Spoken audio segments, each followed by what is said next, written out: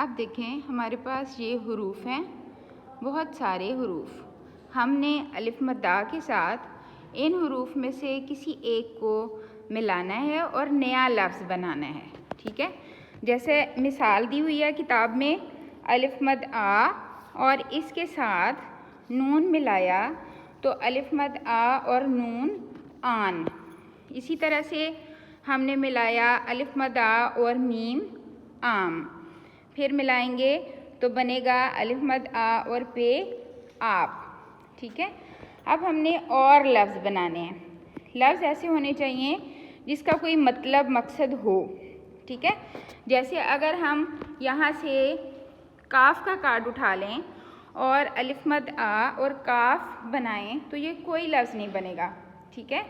اسی طرح اگر ہم الف مد آ اور توئے کا کارڈ ملائیں تو اس سے بھی کوئی بامعنی لفظ نہیں بنتا، ٹھیک ہے؟